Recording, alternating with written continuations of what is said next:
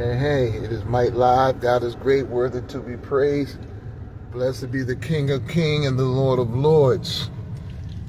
I want to give you some more on Might Live here on the subject matter, okay?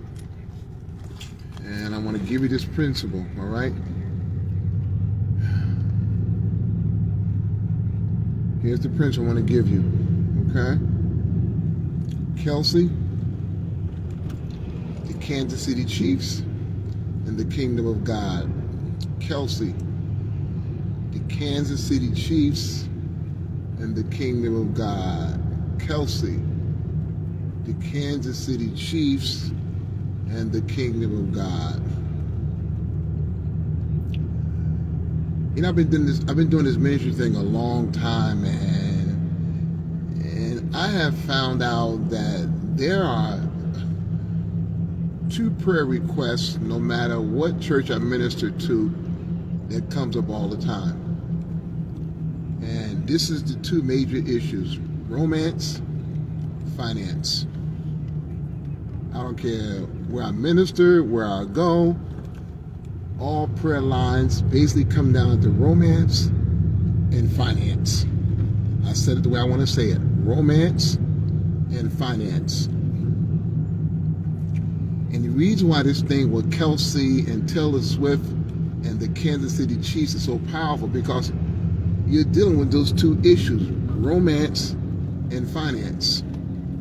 It's like Reggie Buggs saying, it's like the Cinderella story. I mean, this young lady, which is really a billionaire, #1 artist in the market now, European young girl, maybe not over her, if she's more than 33, 34, I doubt it.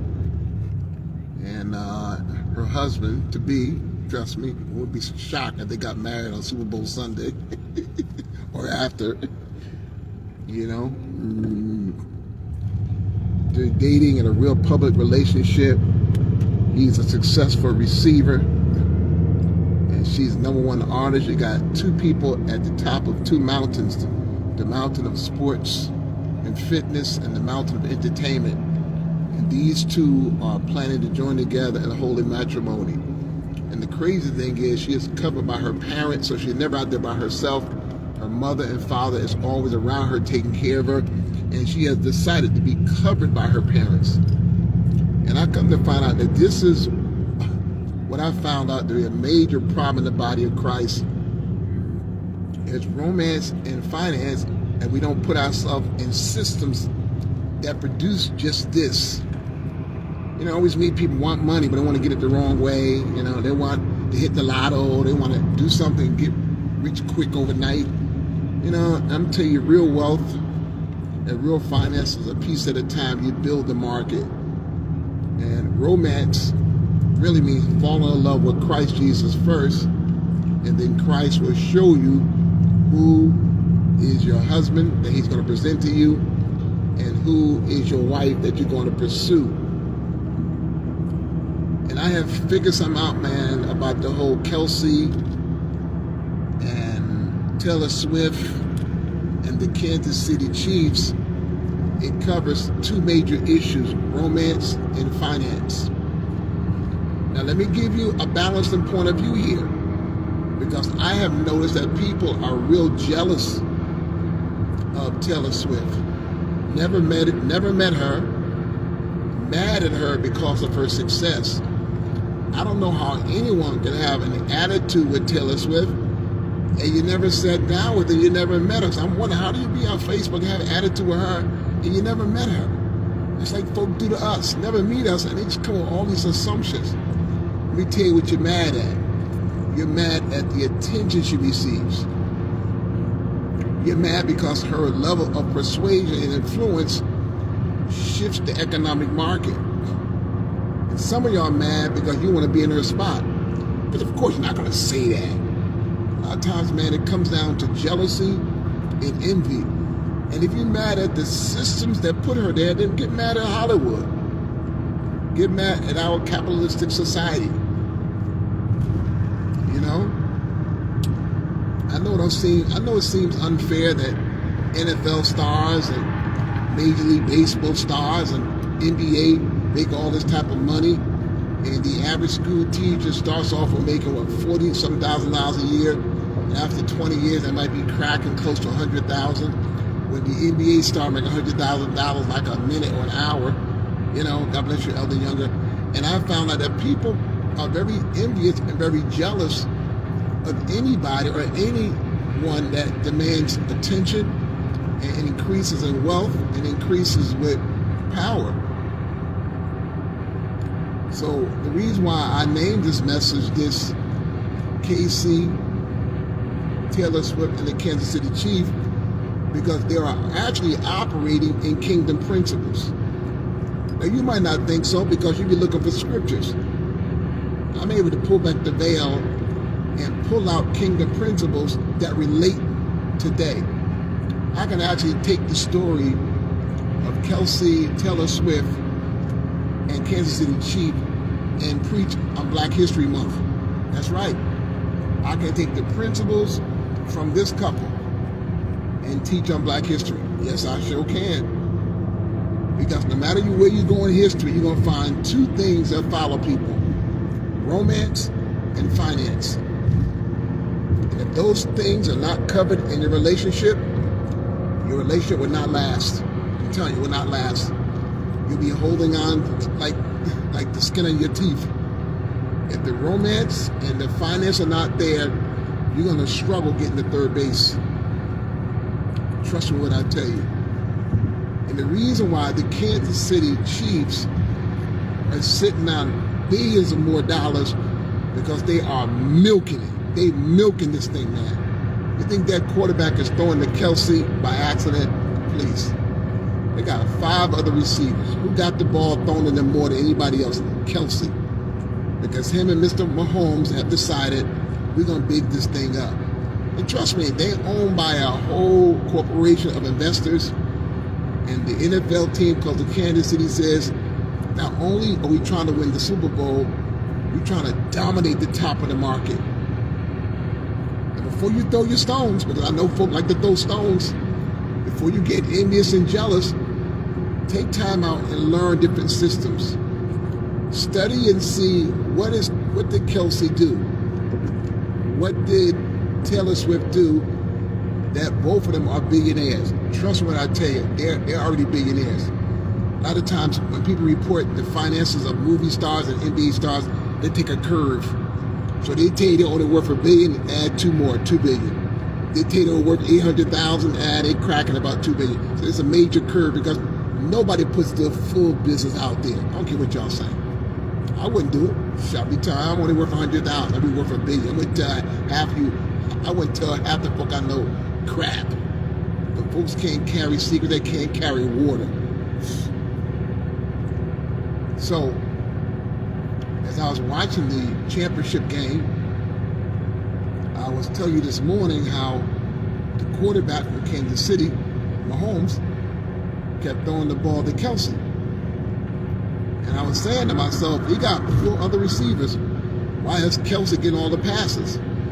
Because the #1 Hollywood star singer is in the booth. So, Deschanette,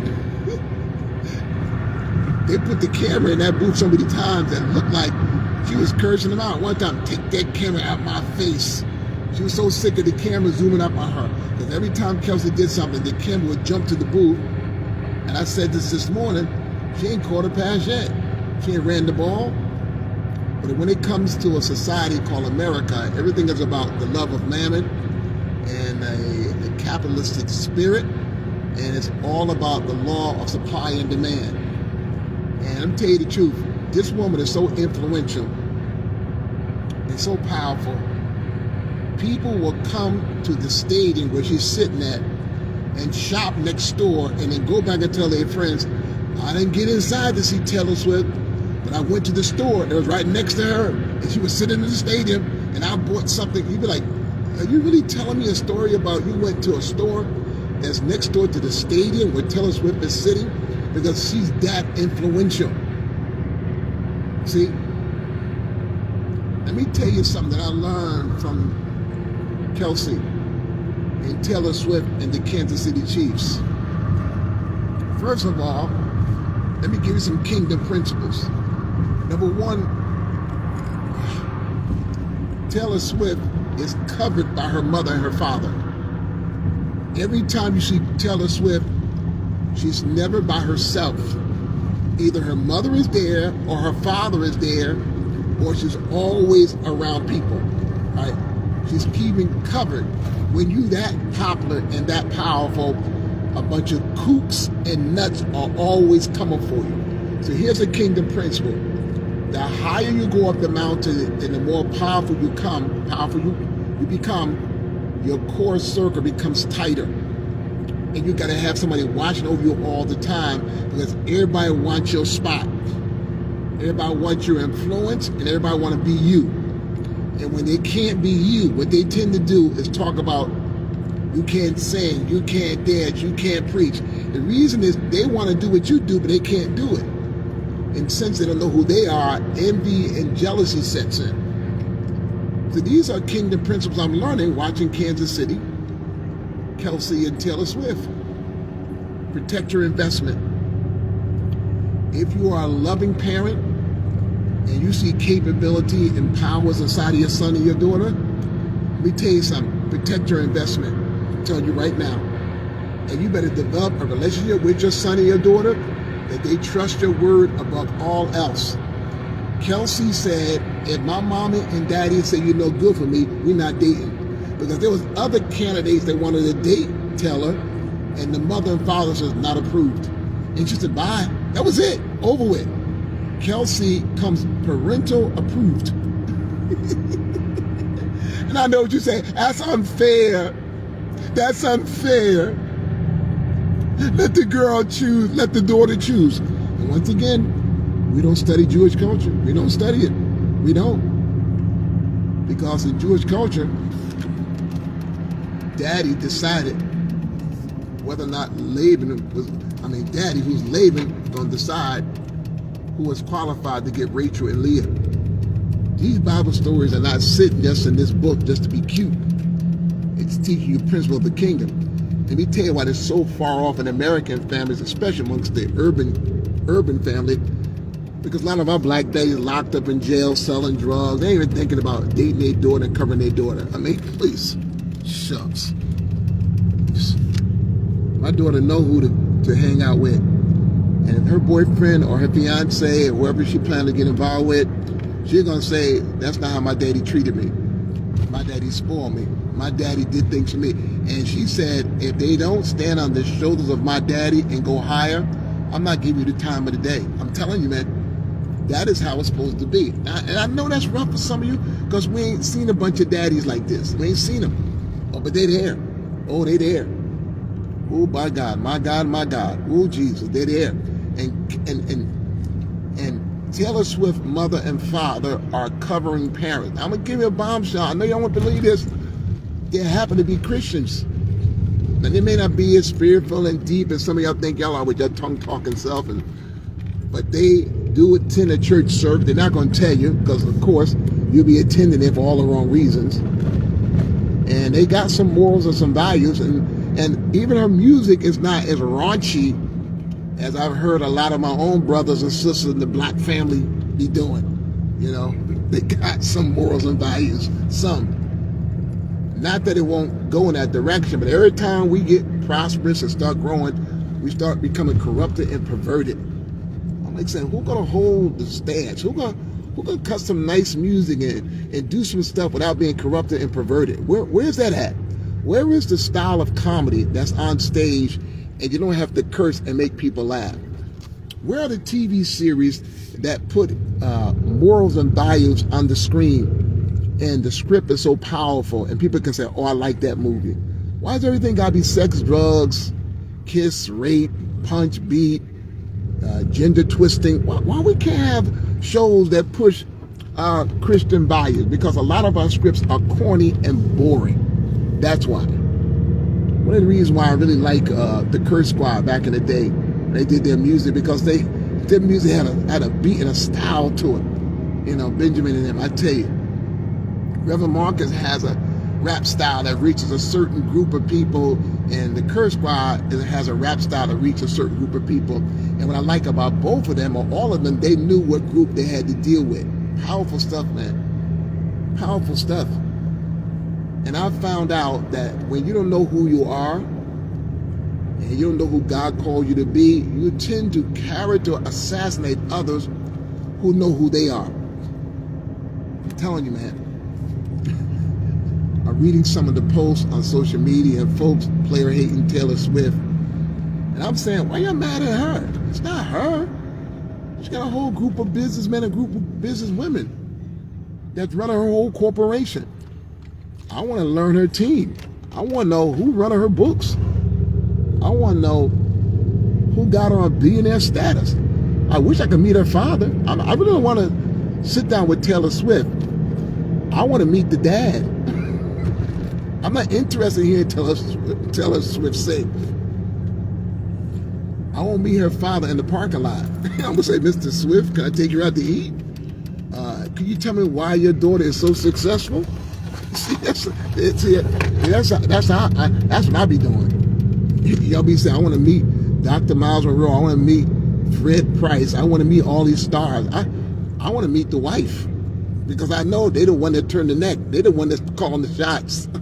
I like to meet the second and third people in the organization. I'm telling you, man. Whenever you see the great apostle, the great prophet, and the great person up front, always go to the second, third person. You see Pastor Mike? Trust me, talk to Reverend Marcus. I'm telling you. You talk about success of Pastor Mike, talk to Mr. Jamie. You talk about what's going on, talk to President Crystal, because those three has helped running the circle in the background. I'm telling you, man. It ain't always what it seems. I'm telling you, man. And sometimes Deishanette and Michelle T, we be mad at the wrong thing. Why y'all mad at her? Because you told you mad. Because she's not above 40, and she done made more money than probably you'll make in 10 lifetimes. And she's enjoying her life, and she's living off her gift and her skill. You go to a job every day you can't stand, and you hate going there, and you're fussing and complaining, and you say you love the Lord, but you hate everything that you do. Then my thing is, who you mad at? Who you really mad at? Who you mad at? Are you really mad at self, and you're throwing off at Taylor Swift? You know, Steve Harvey said something this morning, and I can't help but repeat it. And Steve Harvey said, you know the ball is going to Kelce almost every passing play. Why don't y'all put like 4 people on him? You know where the ball is going, because him and Mahomes, friends, Patrick. And out of all the receivers, Patrick Mahomes is going to make sure that Kelce getting that ball. I'm telling you. What they should have did is put all the cornerbacks and the safety and just hung out around Kelce, because Kelce getting that ball. Because every time Kelce catch that ball, that camera is going to the booth and highlight Taylor Swift. And every time you see that, folks be screaming, "Ah, Taylor, ah!" And be screaming and hollering, because she got a following, man. Trust me, Taylor Swift not paying for no tickets. Got her own booth. When you look around her, you see either her mother or her father, or you'll see, but she's never alone, man. Always surrounded by a crowd of some family members that's protecting her, because you already got a bunch of kooks following her. I'm telling you, man. Oh, of course, man, Deishanette. You know, I know this is truth, because this happens to me all the time. And if I know this happens to me in the ministry level, I know it happens in Hollywood, it happens in the sporting world. If you start to climb the mountain of success, you're going to get haters.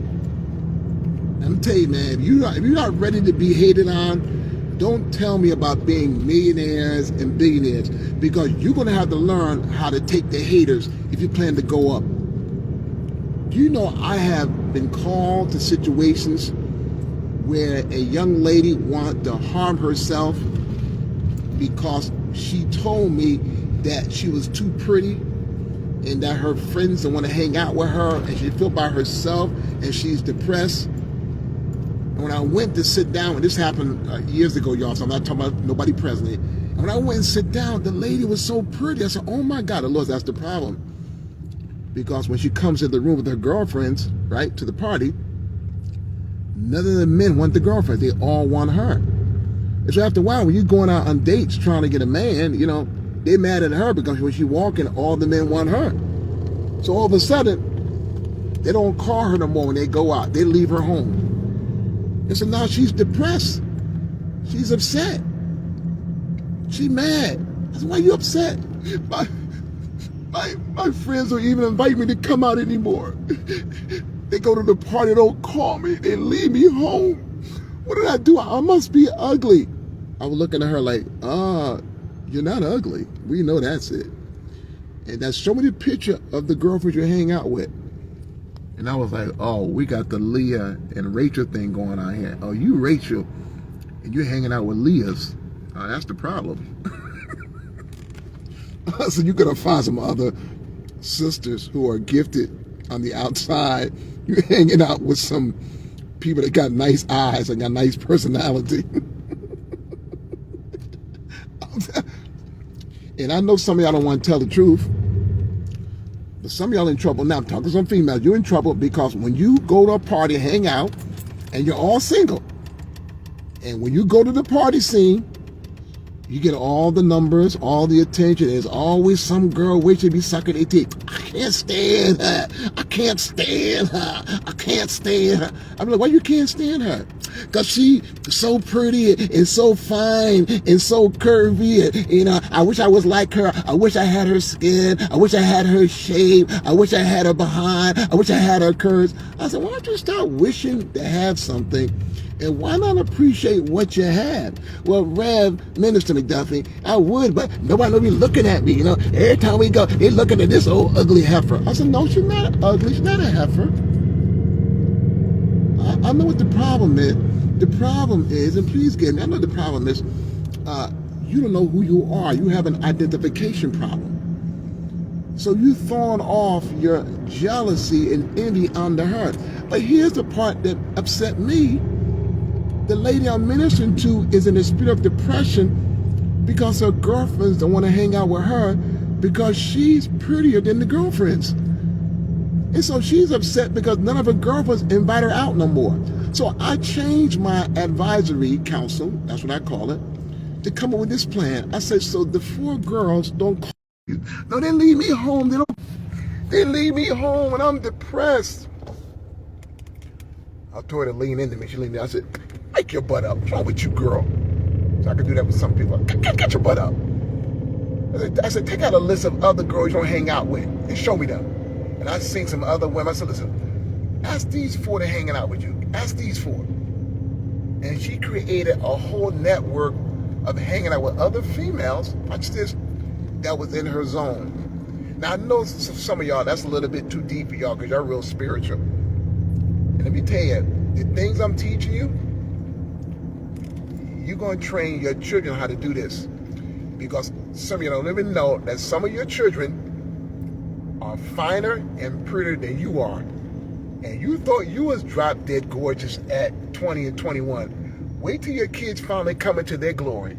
You'll be like, oh my God. And if you don't teach them self-confidence, let me tell you something, man. They'll be player hated on and jealous of, and they'll be calling you saying they depressed, they upset because nobody wants to hang out with them. You do know the biggest problem with Cinderella was that she was better looking than her stepsisters. You do know that, right? You know, anyone that can sing and dance and cook food and make dresses and look fine and they got rhythm and beat and can show up at the party late and walk away with the prince, you know that causes a problem, right? You know that's a problem, right?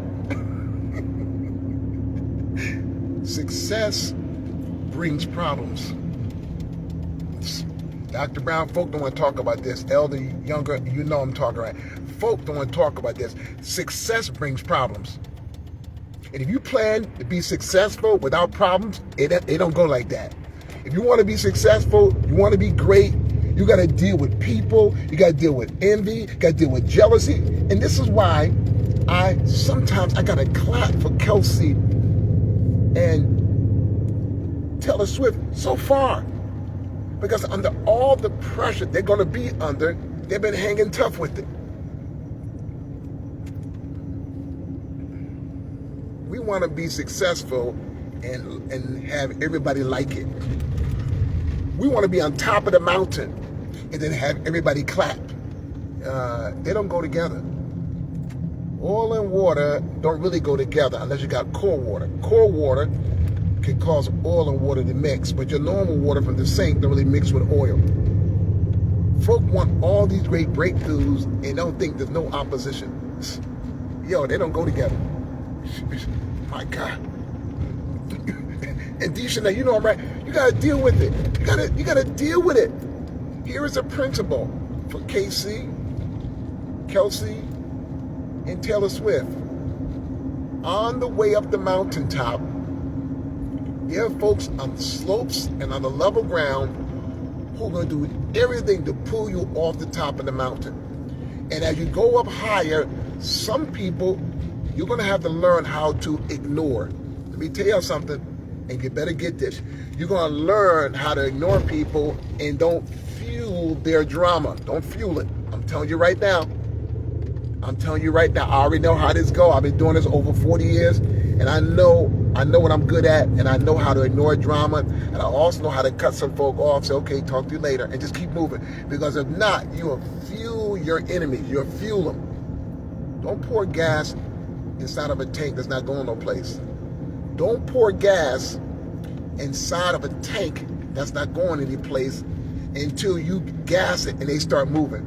That's why I don't like it when you start telling me, my enemies don't like me. They don't like how I look. I got too many curves. I'm too light-skinned. I'm a red bone. I got a large behind. One of the things I like about my wife, she's funny. She's real funny. And I'm talking straight to her. My wife can walk into a room in some crowds because my wife is kind of hippie. And she walks in, she wear her jeans as if she walk in, and heads go to turning. Right? And I watched one time, one of the heads turn, and another wife hit the man. I said, what you looking at? He said, nothing. And my wife bust out laughing. I said, why are you laughing? She said, because I don't know why folks do that. I said, you don't know why folks do what? Look at your behind? I said, are you really serious? You're serious? Really? You don't know why folks do that? They got eyes. I think this is common sense. I don't understand. Listen, everybody, and please get me, all right? You know what is so funny, man? I don't know why folks think that church folks lose their eyes and lose their ear, like they don't see something, they don't feel something. I don't know where we get this from, man. I really don't know. We have a fictitious sense of holiness. It's not really real. It's corny. It's not the real thing. Holiness has nothing to do with clothes. It's a matter of the heart. If something is wrong with your clothes, something wrong with your heart, something wrong with your head, because you don't know what outfits to wear and where to wear it at. That's the problem. It's common sense. You need a tailor. You need an advisor. This is real life, baby. If y'all plan to make it in American society, you're going to have to cover two bases. That's romance and finance. If you plan to be married, if there's no romance, that relationship is going to die. If there's no finance, it's going to die. You need romance and finance. And let me put it first, second, third base. First base, you need Jesus Christ and the kingdom. Second base, you need finances. Third base is romance. If you don't have first, second, third base, you're not coming on home. You're not hitting no home run. I'm telling you right now. And the majority of the people I talk to when it comes to relationships and business plans, these three things don't ever line up. I don't see 1, 2, 3. I get 1, 2 missing. Some of y'all, watch this, I'm going to scare some of you. You get first base, but second, third base is off. You got Jesus, but you ain't got the romance and finance. You got Jesus and finance, no romance. And what the Bible teaches is you need all three. You need wisdom, knowledge, and understanding. It takes 3 to make things go right.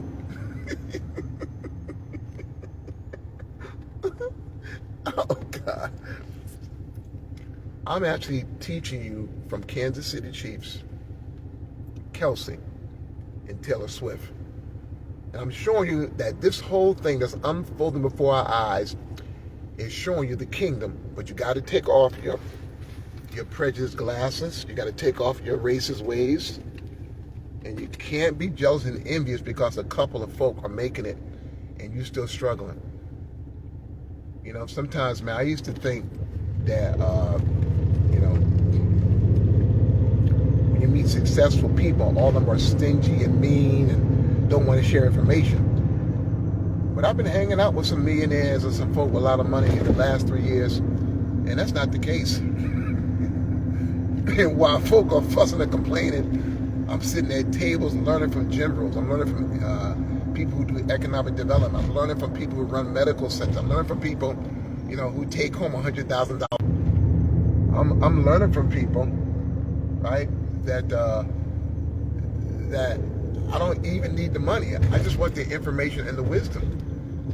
When I was watching the game yesterday, every time Kelce caught a pass, every time I watched Kelce catch a pass, I was like, look at Taylor Swift catch the ball. Every time Kelce caught that ball, I said, look at Taylor Swift. Because every time I saw him, I saw her. Every time I saw her, I saw him. You know, it's quite prophetic, right? The two shall become one flesh. You do know that, right? And these two, watch this, y'all. I'm almost done. These two is exemplifying and exuding a biblical principle. And the two shall become one flesh. And Kansas City is doing everything to keep it nice and close together. They redid this guy's contract. You know, Taylor Swift can probably make this brother's money in probably less than a year. And this guy, I think his contract is $60 million, $59 million, something in total. Taylor Swift probably make that thing like, I don't know what, man. This woman is amazing. Any place she goes, she packs out stadiums. And daggone, the average ticket price is $8,000, $9,000. Nosebleed section is $2,500. And you can't even get tickets like this. So the thing is, what did this woman do to go to the market? It's not like she sing better than every woman, because I saw some girls in my church who could out-sing a bunch of people. It's all about timing, marketing. Parents are smart. They know how to move. They know chess moves. Reels, they understand strategizing. Instead of you get mad at Taylor Swift and Kelce, why don't you learn some kingdom principles? Why don't you look at this and see why the cameras keep going in the booth? Why every time Kelce catch a pass, everybody go crazy? Because you know what they're working for, right? And I heard somebody say it, I gotta say it. It would be amazing.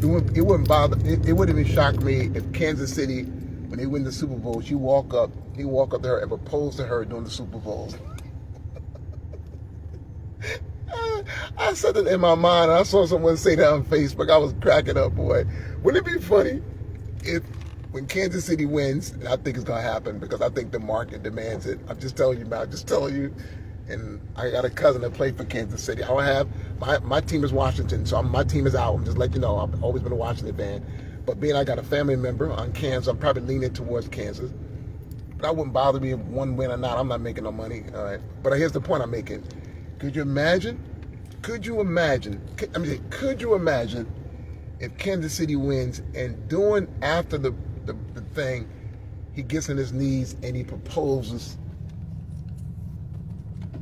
to Taylor Swift. And then he got a marriage ceremony and they put on an after Super Bowl concert starring Taylor Swift. You're going to need about 6 stadiums to hold the people. Can you imagine those ticket prices? You know why I'm laughing? Because some of you get so frustrated and so angry because you want to be in her seat. You want that influence. You want that power. You know, and because you don't have it, sometimes we tend to throw rocks. We tend to be jealous. We tend to not like it because we want that power, right? And God says, don't envy another man's thing. Don't be full of covetousness. I mean, you want what somebody have to a point.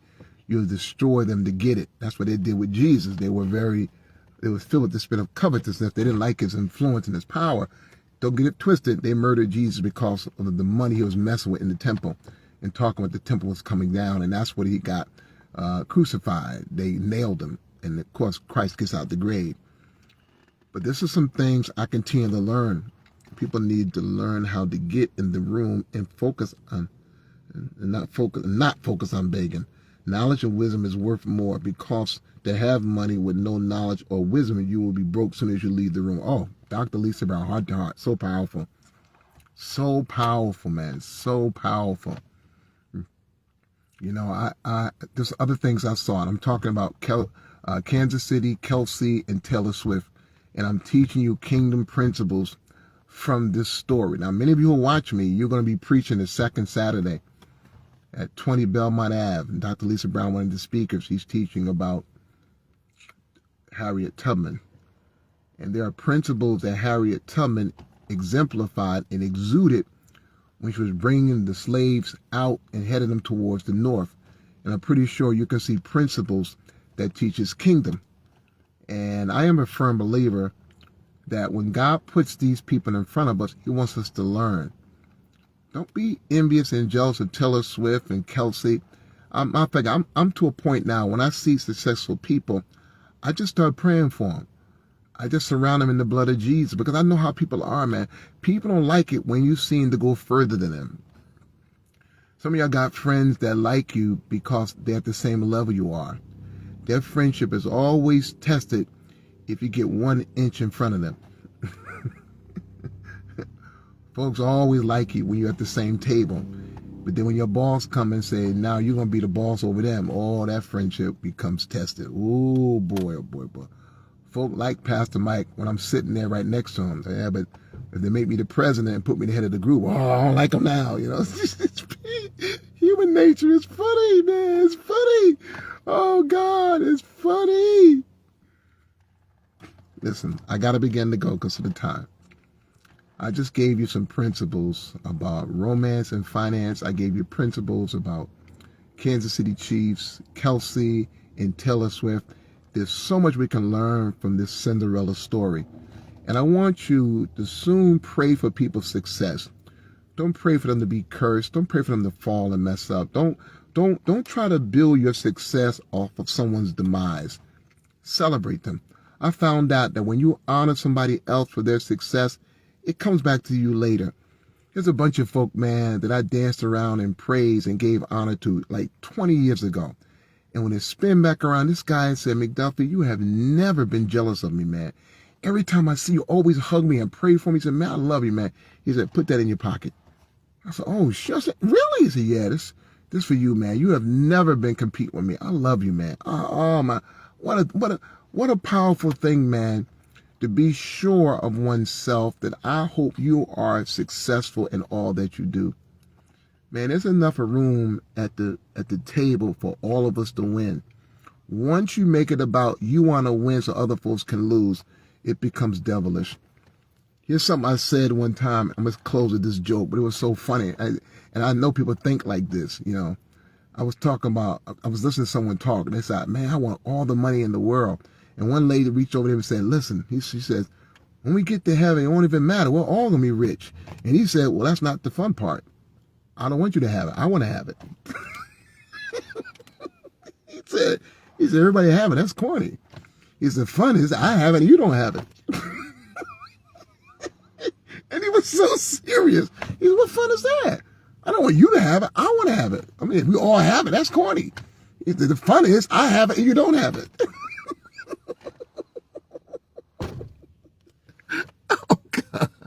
Oh God, Lord God, help us, please, help us. Come on, y'all, go sow your seed. $ Pastor Michael 7. You better believe. I see Dr. Brown. Pray for Jay-Z, Kenya, DMX. Yeah, don't worry about folk who talk about they Illuminati, man. Just pray for people, man. Just pray for them, man. Pray for them. You'd be amazed how folk would get saved. We just pray for people, man. And we ain't sat down with none of these folk yet and had no personal meetings. Everything you get comes filtered down, trickled down from some TV program or some social media. If you ain't sat with someone, you don't even know these people. Shut the heaven up. All right, let's go. Sow your seed. Make it happen.